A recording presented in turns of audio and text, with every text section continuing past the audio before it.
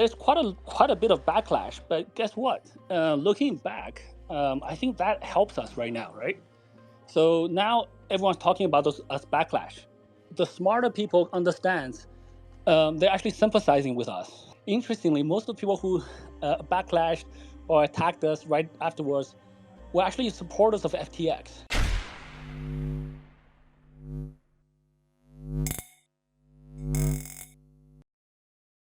Hey guys, welcome back to Library of Wealth. Today we have the co-founder and CEO of Binance, CZ, giving us his take on the collapse of FTX and the damage it's caused to the crypto market. He believes the implosion of FTX is a negative event in the short term, with consumers being hurt financially and having their money frozen in the downfall. CZ says that going forward, there's a lot of work to do to rebuild trust, to which Binance currently has 100% reserve for user assets. However, FTX's former CEO, Sam Bankman-Fried, did not hold the same sentiment. Let's check out this latest interview with CZ. Don't forget to like and subscribe if you enjoy the content we do here on this channel. Let's get right into the video. Many of those guys supported FTX, and even after FTX failed, attacked Binance. And guess what? The smarter people are like, hey, those guys are just attacking. They're just in bed with FTX. The attack, especially from the media, actually unites our community. So our community is actually defending us much stronger than if we didn't have those attacks. So all of you guys are sympathetic to our cause and sympathetic to our position, and you guys are helping to defend Binance, which actually makes us a much stronger community. It may be a slightly smaller community than but it's a much more solid community. I know for a fact that FTX has been trying to spread rumors or trying to lobby, saying that Binance is a Chinese company. They paid a lot of journalists who says that. They talked to a lot of Senate politicians who may got that into their heads, and that just because I look Chinese, that Binance is a Chinese company. So we had to come up many times, and it's human natural, right? So you look at a guy who looks Asian, and you think, okay, the Binance is a Chinese company. So I actually think we kind of come to the end of that now. So I think we overcome that, especially with FTX gone now. I don't think any more of that will happen. In Twitter, we participated for $500 million US. We have 1 point something% in equity, but we are a silent investor. We don't sit on a board. None of myself, Binance, none of us ever participate in internal meetings at Twitter, product design meetings. We're not involved in who to unblock, who to block. We're not involved in the day-to-day operations of Twitter at all. We're not even on the board. We're just an investor. So other than that, to my knowledge, I don't think we own or invest in any other media. And historically, our relationship has not been good. We have most of our market share outside of the US and also outside of China. So we are a very international, very global type of organization. So 2023, I think, is going to be a recovery year. At Binance, we don't have to grow at a breakneck speed. We don't have to grow at a certain speed. We're fine. We're profitable. We're sustainable. We can be here for a long time. So we actually want a solid foundation. We want tight. Actually, we don't want users who may trade with us and then, or who may create an API key on their account, lose it, and then blame us because they stored it on some other third-party platform. We don't want those type of users. We want the users who are smart, who are sophisticated, who are strong, and who believes in our long-term mission. So it's actually not that bad. So I think with all those attacks, etc., with people withdraw, some people, like, we did have net withdrawals over the last couple of weeks. So our user asset reserves shrunk. So that means number of users withdrawing is more than the number of people depositing in the last couple of weeks. But guess what? It's only like 5 or 10%. And the 90% of us that's still with us are much, much stronger. So we actually got rid of the guys who were not very tightly with us have left. And the 90% of people who are remaining are very strong.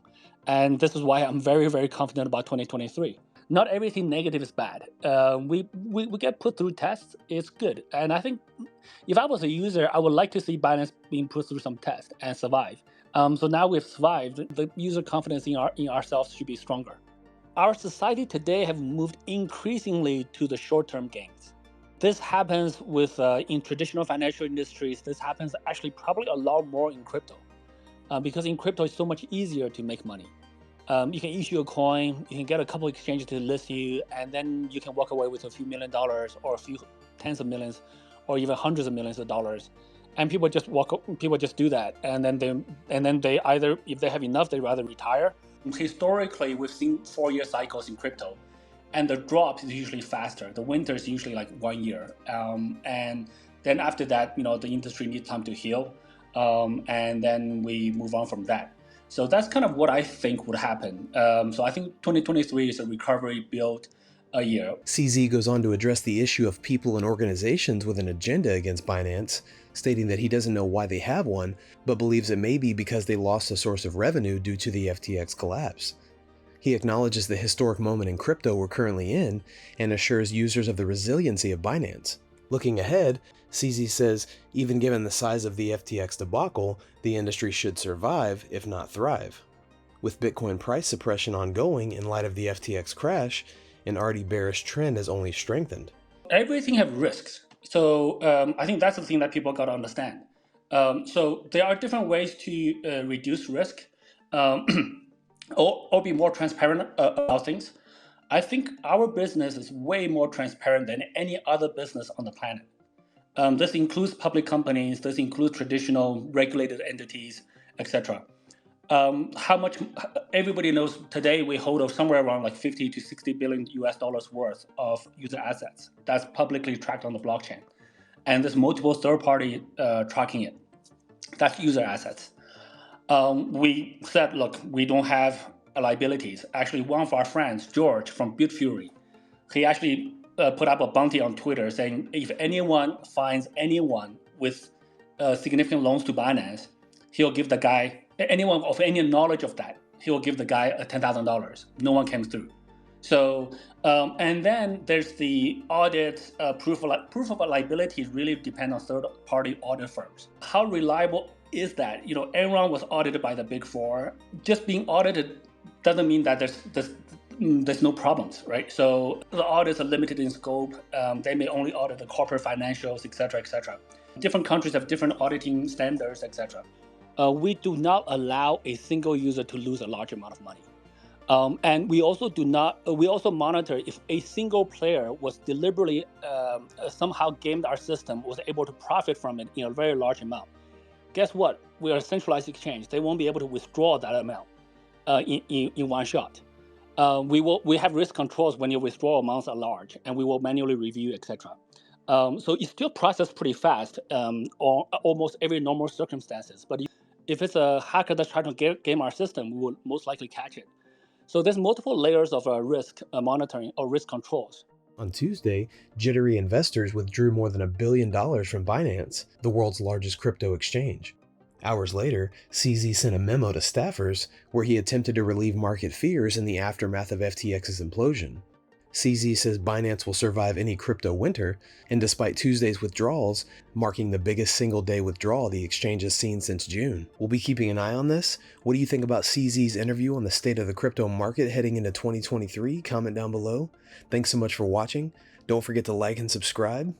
This is Library of Wealth. We'll see you in the next video.